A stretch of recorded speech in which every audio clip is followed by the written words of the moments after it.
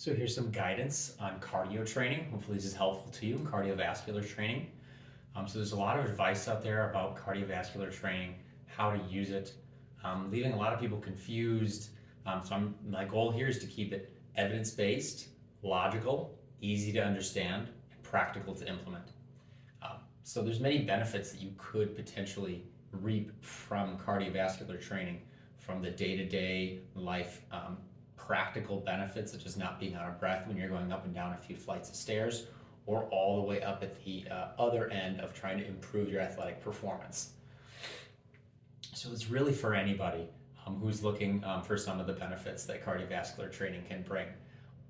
Cardiovascular training on a biological level can improve your body's ability to absorb and process oxygen under stress. It can also improve your efficiency of movement, and I can explain that a little bit more later. Different modalities of cardiovascular exercise. There's lots of different modalities. You have to pick what works for you, what you enjoy, what's relevant for your goals, what causes you pain, what doesn't cause you pain, what you have access to, what's in your budget.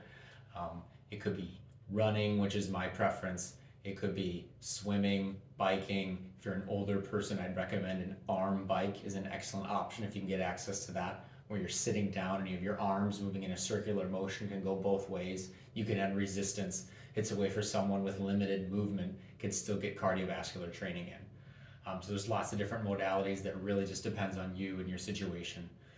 I want to break down cardiovascular training into two main types of training. These are the two main that are a good division to not just focus on cardio in general, to actually have two different types of workouts that you're looking with a specific goal in mind. So the first type of cardiovascular training is what's referred to in a few different names, but VO2 max training or aerobic training, long distance training.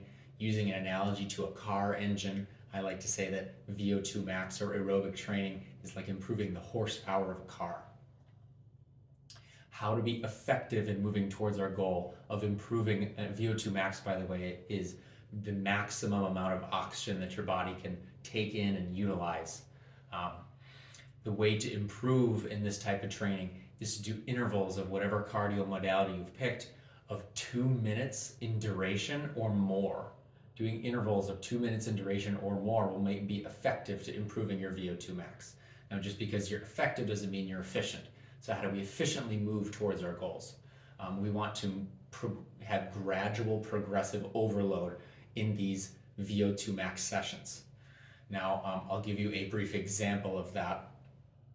An example workout would be 3 sets of 3 minutes of running. Let's just use running as an example. 3 sets of 3 minutes with 3 minutes rest in between the sets. That's just an example workout just off the top of my head. A way to make this more difficult and to implement the efficient method, which I mentioned earlier, gradual progressive overload. You can achieve this by increasing the speed at which you're running. You can do this by increasing the number of sets that you're doing. Instead of doing 3 sets, you can do 4, 5, 6, etc. You can increase the duration. So instead of running for 3 minutes, run for 4 or 5. As long as you're above 2 minutes, you're still aiming at improving VO2 max or aerobic training. The last option to make this more difficult is to decrease the amount of rest. Instead of taking 3 minutes rest, you can take 2 minutes or 1 minute, etc. These are all good methods to making this more difficult. And all of these are going to make it more difficult for your body to take in oxygen and absorb oxygen, thus challenging your body's ability to process oxygen, thus improving your VO2 max. The second method of cardiovascular training is what some people refer to as anaerobic style training. It's not totally accurate. What I like to call it is efficient or economic cardiovascular training. And to be effective in this type of training, your intervals should be less than 2 minutes in duration in order to be effective. In order to be efficient, we need to implement what we talked about before, gradual progressive overload. Now, how you implement that when it comes to the second method of cardiovascular training is just increasing the speed at which you're running. That's it. You don't want to decrease rest. You don't want to increase duration because you have to be under 2 minutes to be effective. You can increase the sets a little bit. You don't want to really aim for a lot of volume or a lot of repetitions. This is more aimed at quality over quantity.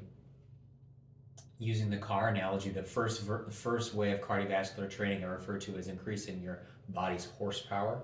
That's the second method I would refer to as increasing your body's number of gears, adding that 6th, 7th, 8th, 9th gear so you can use the engine that you've built up through the first method.